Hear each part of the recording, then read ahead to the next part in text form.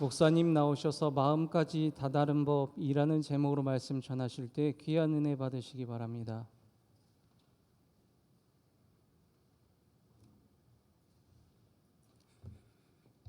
예, 우리 일피상상부는 은혜롭게 연주합니다. 박수로 격려하겠습니다.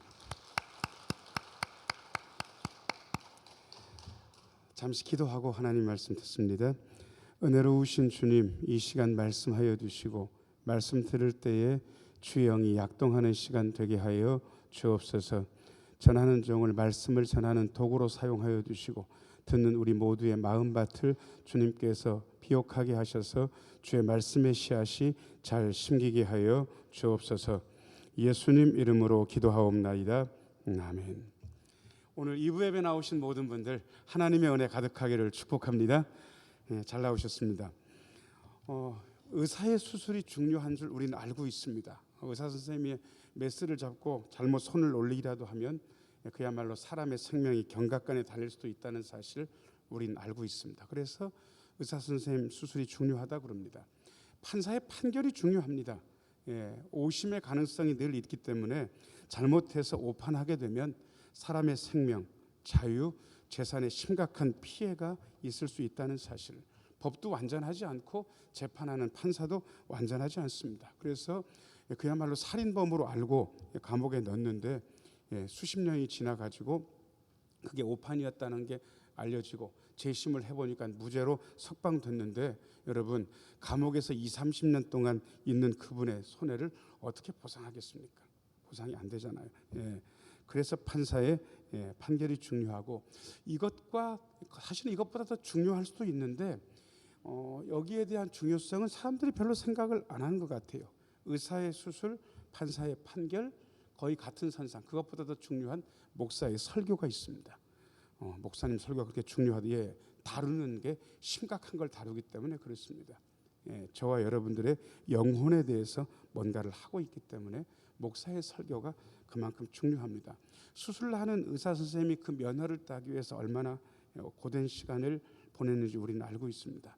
판사가 되기 위해서 얼마나 긴 시간 공부했는지도 알고 있습니다.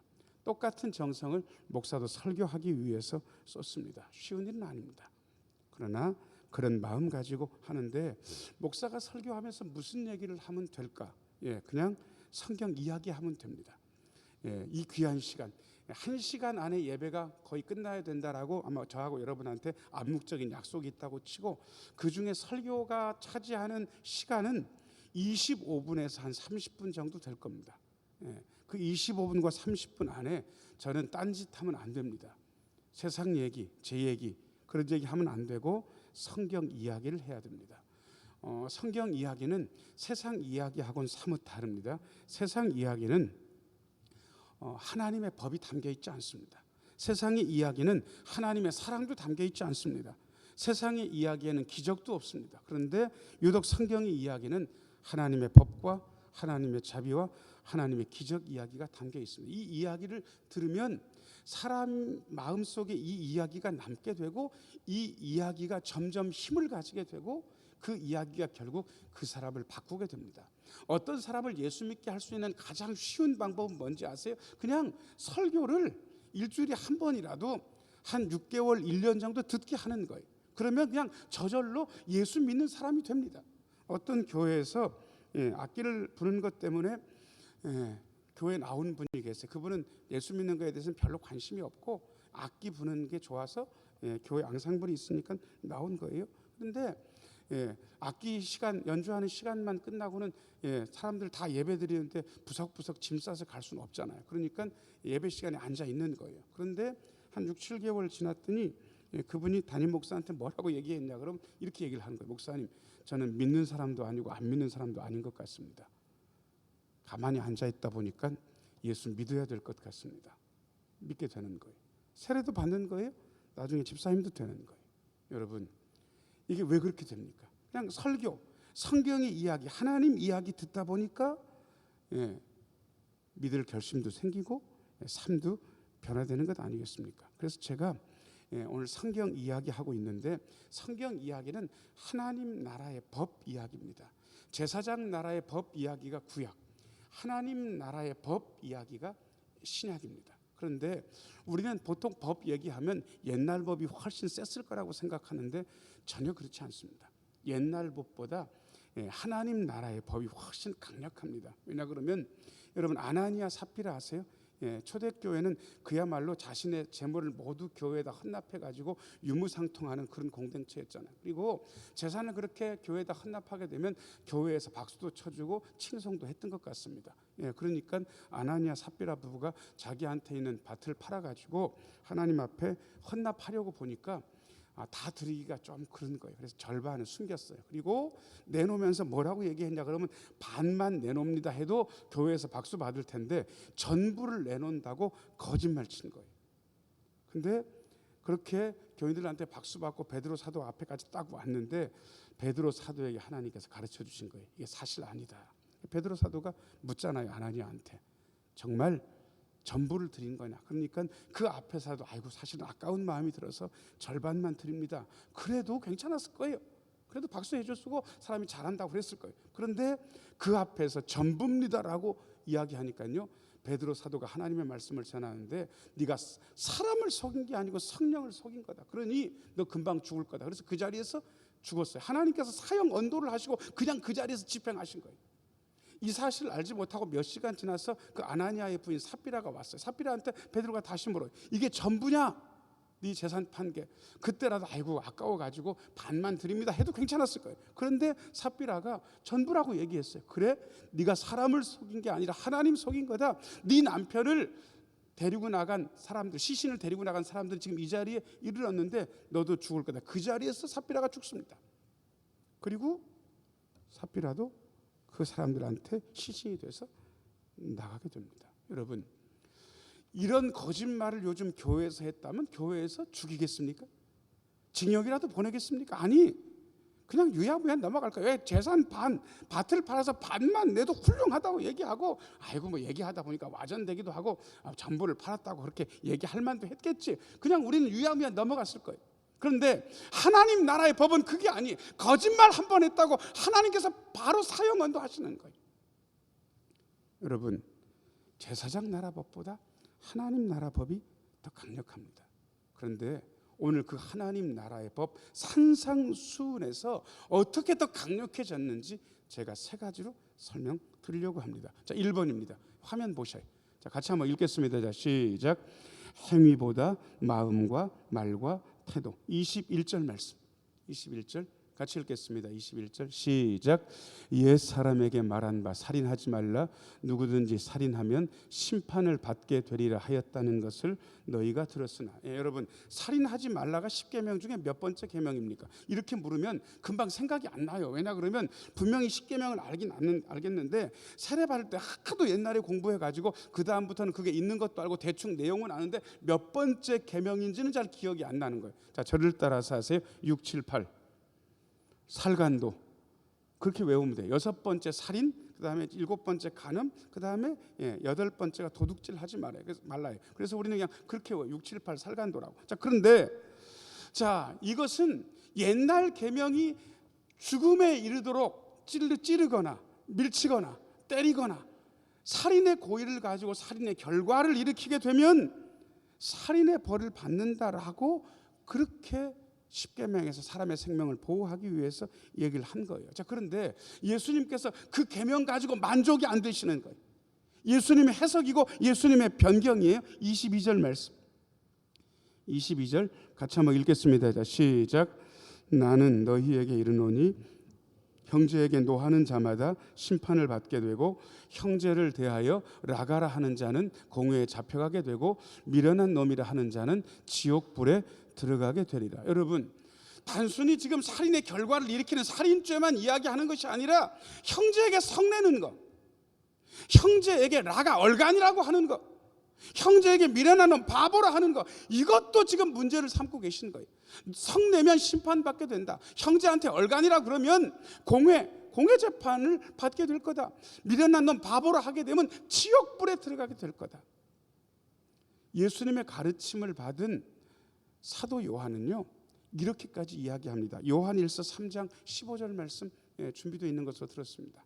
요한일서 3장 15절 같이 한번 읽겠습니다. 시작. 그 형제를 미워하는 자마다, 거기까지만. 형제를 미워하면 뭐 하는 거라고? 여러분, 예수님의 생각이 요한한테 딱 들어가 있는 거예요. 여러분, 지금 법은 우리의 외면만 이야기하는 줄 알았더니 하나님 나라의 법은 우리의 마음속까지 들어온 거예요. 우리의 말, 형제한테 얼간히 바보라고 하는 거, 그것도 심판받는다고. 미워하는 건 살인하는 거라고. 야, 이게 지금 이렇게까지 강력해질 수 있나? 예, 여러분, 이렇게까지 강력해집니다. 우리는 이러저러한 일들 때문에 형제 자매에 대한 미움을 가질 때가 있습니다. 이러저러한 감정 때문에 형제 자매한테 얼간히 바보라고 이야기합니다. 아니, 그런 욕보다 더 심한 욕을 우리는 합니다. 여러분, 이런 말, 이런 태도, 이런 마음을 우리 예수님께서 정확하게 보고 계시고 거기에 대해서 심판과 심지어 지옥에 대한 이야기까지 하고 계시는 거예요. 오늘 말씀을 보면 예수님께서 마음속에 믿으셨던 게 있습니다. 자, 저를 따라서 하세요. 예수님은 심판과 지옥을 믿고 계셨습니다. 예, 여러분, 요즘 이렇게 이야기하면 깜짝들 놀래요. 목사님, 요즘 어떤 때인데 천국과 지옥 얘기하냐고. 여러분, 목사가 돼가지고 왜 천국과 지옥 얘기를 안 합니까? 예수님도 믿었던 지옥과 천국을 왜 저는 안 믿어야 됩니까? 그런 거 없어요. 저는 믿어야 되는 거예요. 적어도 예수님이 있다고 믿으셨으면 제가 천국과 지옥에 가보지 않았어도 저도 믿어야 되지 않습니까? 요즘 사람들이 왜 엉망이 돼갑니까? 심판을 안 믿어요. 요즘 사람들이 왜 엉망이 돼가는지 아세요? 천국과 지옥을 안 믿어요. 천국과 지옥도 안 믿고 심판도 안 믿으면 이 세상 살면서 못할 짓이 없어요. 그래서 엉망되는 거예요. 여러분, 예수님이 천국에 대해서, 지옥에 대해서 말씀하시고 예수님이 심판에 대해서 말씀하셨습니다. 자, 저를 따라서 하세요. 우리의 모든 행동에 대해서 심판받습니다. 한 번만 더요. 우리의 모든 언어에 대해서 심판받습니다. 한 번만 더요. 우리 마음의 생각에 대해서 심판받습니다. 예, 제가 거짓말하는 게 아닙니다. 예수님께서 그렇게 말씀하시는 거예요. 저는 말은 통제가 어느 정도 되는 것 같아요. 제가 뭐 어떤 분들이랑 욕설하면서 싸우는 거 보신 적이 없으시잖아요. 제가 뭐 주먹질하면서 어떤 분들과 싸우는 거 보신 적 없으시죠? 근데 생각은 이거 참 어려워요. 어떤 때는 미운 생각, 섭섭한 생각이 팍 드는 거예요. 그래서 요즘 결심한 게 있습니다. 자, 저를 따라서 하세요. 하나님 앞에서 우리의 마음을 점검합니다. 여러분, 다른 거 말고요, 마음 점검 좀 하셔야 됩니다. 자, 옆에 있는 분 얼굴 보시면서 우리 마음 점검 좀 합시다. 한번 해보세요. 자, 시작. 우리 마음 점검 좀 합시다. 마음 점검해야 되는 거예요. 자기의 마음에 대해서 정직하게 바라보지 않으면 사람이 스스로를 의인이라고 착각하게 되는 거예요. 저는 그런 분들 많이 봤어요. 예수 믿으면서 20년, 30년, 40년, 50년 지나면서 자기가 죄인이라는 자각이 없는 거예요. 왜 그런 자각이 없는 건지 아세요? 마음을 안 살피니까 그런 거예요. 마음 살피게 되면 여전히 우리는 죄인일 수밖에 없습니다. 예수님은 우리가 생각하는 우선순위 말고도 아주 다른 우선순위를 오늘 말씀에 이야기하셨습니다. 23절, 24절. 그러므로 같이 한번 읽겠습니다. 시작. 그러므로 예물을 제단에 드리려다가 거기서 내 형제에게 원망 들을 만한 일이 있는 것이 생각나거든 예물을 제단 앞에 두고 먼저 가서 형제와 화목하고 그 후에 와서 예물을 드리라. 여러분, 23절 비춰줘 보세요. 예물을 제단 앞에까지 가지고 와서 드리려고 하면 이미 제사는 시작된 거예요. 제사가 시작됐으면 제사가 얼마나 중요합니까? 그런데 예수님께서 하시는 말씀이 제사가 이미 시작됐는데 그때 갑자기 형제에게 원망 들을 만한 일 생각해보니까 이건 내가 잘못한 거예요. 형제가 원망하고 있는 게 분명해요. 그러면 그 제물을 제단 앞에 드리고 제사 중지하고 24절 말씀 24절 그냥 먼저 가서 형제하고 화해하고 오라는 거예요. 여러분, 이 엄청난 우선순위의 전환, 예수님께서 생각하시는 것, 하나님 앞에 예물 드리는 것보다 형제 자매하고 화해하는 게 먼저라고 말씀하고 계십니다. 여러분 이 말씀을 법으로 받아들여야 됩니다. 자, 그 다음에 25절 26절 25절 26절 화면 보면서 같이 한번 읽겠습니다. 시작. 너를 고발하는 자와 함께 길에 있을 때에 급히 사화하라. 그 고발하는 자가 너를 재판관에게 내어주고 재판관이 옥류에게 내어주어 옥에 가둘까 염려하라. 진실로 내게 이르노니 내가 한 푼이라도 남김이 없이 다 갚기 전에는 결코 거기서 나오지 못하리라. 25절. 자, 지금 고소 고발 건이 생긴 거예요. 자, 이분이 왜 고소고발 당합니까? 이유는 뭡니까? 26절 비춰줘 보세요. 이게 신체상의 문제입니까? 명예의 문제입니까? 돈 문제입니까? 돈 문제. 왜냐 그러면 한 푼이라도 남김없이 갚아야 된다고 하는 걸로 봐서 이건 재산 문제가 생긴 거예요. 근데 여러분 화해하라는, 화해하라는 말은 다 갚으라는 거예요. 하나님 나라의 법이 얼마나 엄정합니까? 행위, 결과보다 마음, 말, 태도, 동기, 하나님께서 거기까지 보고 계신 거예요. 그래서요, 하나님의 시선을 느끼는 분들은 엄청 부담스러워요. 여러분, 제가 부담스러운 게 안 보이십니까? 하나님께서 저의 마음을 불꽃 같은 눈으로 살피고 계시는 거예요. 저만 살피시겠습니까? 여러분의 마음도 불꽃 같은 눈으로 살피고 계세요. 이 하나님의 시선을 느끼며 행위만 문제 삼지 말고 우리의 마음, 생각, 말, 행동, 태도, 동기 할 것 없이 하나님 앞에서 살펴야 됩니다. 하나님께서 이렇게 강력하게 하나님의 법을 말씀하고 계십니다. 자, 그 다음에 두 번째입니다. 2번 같이 한번 읽겠습니다. 자, 시작. 행위보다 마음. 자, 27절 같이 한번 읽겠습니다. 자, 시작. 또 간음하지 말라 하였다는 것을 너희가 들었으나. 아까 6, 7, 8 살간도. 그러면 7번째 계명은 뭡니까? 간음하지 말라. 여러분, 이 간음이라는 거는 정상적인 부부관계 말고 다른 이성과 관계하는 것을 이야기합니다. 이것은 죄입니다. 그런데 오늘 예수님께서 뭐라 말씀하시냐 그러면 육신적으로 관계하는 것만 죄라고 말씀하시지 않고 28절 보니까 어마어마하게 말씀하고 계십니다. 28절 같이 한번 읽겠습니다. 시작. 나는 너희에게 이르노니 음욕을 품고 여자를 보는 자마다 마음에 이미 간음하였느니라. 자, 성경은 남자를 중심으로 기록되어 있습니다. 그러니까 이거 자매님들이 읽으면 어떻게 읽어야 됩니까? 나는 너희에게 이르노니 음욕을 품고 여자 남자를 보는 자마다 마음에 이미 간음하였느니라. 여러분, 이렇게 바꿔야 되는 게 맞습니다. 그러니까 우리는 그냥 이성을 보는 자마다 마음에 이미 간음했다고 음욕을 품고. 여러분, 사람이요 욕구가 있습니다. 제일 큰 욕구가 자 뭡니까? 식욕, 먹는 거. 이게 나쁩니까? 안 먹겠다고 결심하고 안 먹는 순간 생명을 위협받잖아요. 이게 나쁜 게 아니에요. 자, 그 다음에 열심히 일하고 그날 하루 보냈으면 자고 싶은 욕구가 있잖아요. 수면욕. 자, 그 다음에 정상적으로 결혼을 하고 자식을 낳기 위해서 부부관계에 대한 욕구가 있잖아요. 성욕이라고 하자고요. 자, 그러면 이 욕구 자체가 잘못입니까? 그건 아닙니까? 그건 아니에요. 여러분, 이 욕구 자체가 완전히 부정되면 인간의 사회는 존속될 수 없어요. 식욕, 수면욕, 성욕, 그 어느 것도 그 욕구 자체는 잘못된 게 아니에요. 근데 그 욕구를 문제 삼는 것은요, 과도했을 경우에, 정상적이지 않았을 경우에 그때 문제가 되는 거예요. 많은 경우에 있어서 이 욕구를 물에다가 비깁니다. 불하고 물하고 쓰는 게 음식 만들 때 어떤 음식 잘하는 권사님이 그렇게 얘기하더라고요. 음식은 물과 불의 조화라고. 저는 그 말씀 듣고 이분이 음식에 대한 탁월한 식견이 있다는 사실을 인정했습니다. 그렇죠. 물과 불을 잘 조절해서 써야 맛난 음식이 나오는 거 아니겠습니까? 여러분, 불을 과하게 쓰게 되면 타잖아요. 오버쿡 되지 않습니까? 그러면 음식 맛 없잖아요. 물도 과하게 써버리게 되면 음식에 그야말로 그 진가를 못 느끼잖아요. 그러니까 욕구도 비슷합니다.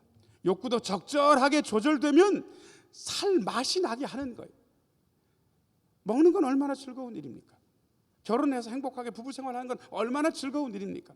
열심히 일한 다음에 제대로 잠자는 것은 또 얼마나 좋은 일입니까? 좋은 거예요. 근데 문제는 이 욕구가 그릇되게 발현되면 그 다음부터 죄악이 됩니다. 아주 파괴적인 죄악이 되는 거예요.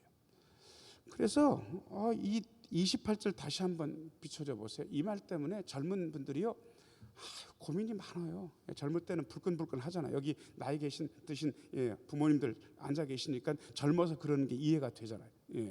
충분히 그럴 수 있다. 근데 여러분 이게 그런 생각이 들 때마다 이걸 죄라고 하고 되면 여러분 그것을 좀 지나칩니다. 자, 제가 어느 날 갈매기가 우리 대천 해수욕장이 많잖아요. 해변을 이렇게 쭉 걷는데 이마 쪽으로 막 툭 하고 떨어져 보니까 흰색이에요. 그게 뭐겠습니까? 갈매기 똥. 갈매기 똥이 제 머리에 떨어지는 거는 제 잘못입니까? 제 잘못은 아닙니까? 정 목사 잘못이? 그 떨어지는 걸 제가 피했어야 합니까? 그건 제 잘못이라고 하면 안 돼요. 저는 걸어가다가 그 맞을 수도 있잖아요. 비둘기가. 걔들은 뭐 화장실에 있는 게 아니니까. 그죠? 닦아내면 되는 거예요. 그걸 제 잘못이라고 하게 되면 전 억울해요. 그죠? 한 번 보고 그런 생각이 드는 건 그거랑 똑같아요. 갈매기나 비둘기 똥이 머리에 떨어져 가지고 있는 거랑 똑같아요. 자, 그런데 이렇게 길 가다 보니까 어떤 분이요 머리에 나뭇가지가 둥지 모양으로 있는데 갈매기가 아예 거기 살아. 자, 그러면 머리에 둥지를 틀고 갈매기가 살면 그거는 그분 잘못입니까? 그분 잘못입니까? 그분 잘못 맞잖아요. 음욕을 품는다는 건 그런 거예요. 단순히 한번 생각하는 게 아니고 머리에 둥지를 틀고 새가 사는 거랑 똑같은 거예요. 그건 그분 잘못인 거예요. 집착에 빠진 거예요.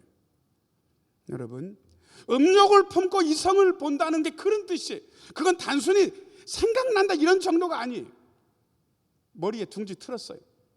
그 둥지에 새가 살아요. 그 문제가 심각하잖아요. 단순히 그것은 생각만 한 거예요. 아직 행동으로 나오지 않았어요. 그런데도 예수님은 그것을 행동한 것과 똑같이 보시는 거예요. 이야, 역시 강력하죠. 여러분, 그래서 마음 점검해야 됩니다.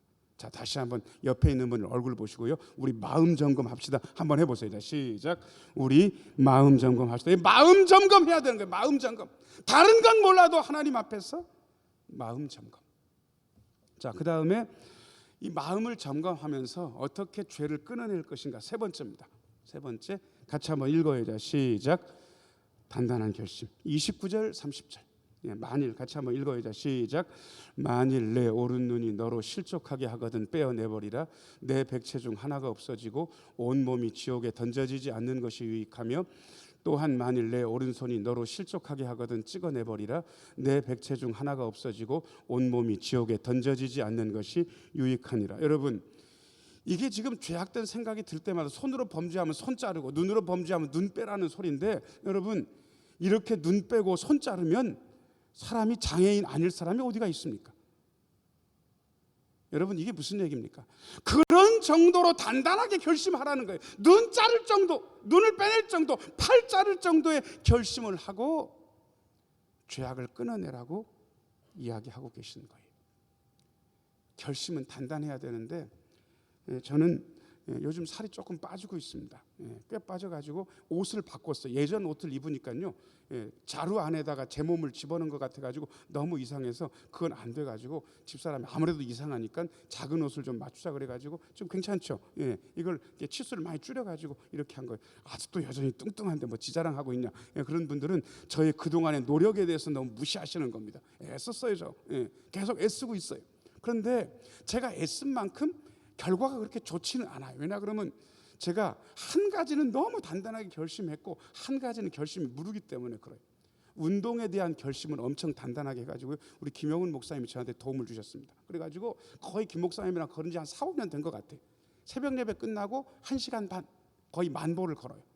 그리고 갔다 와가지고 플랭크 3분, 그 다음에 다리 들어 올리는 거 크런치, 그 다음에 브릿지, 이런 거 막 100번씩 하고 월 스쿼트, 벽에다가 등 붙여가지고 앉은 자세로 버티는 거, 뭐 이런 거 하고 그래요.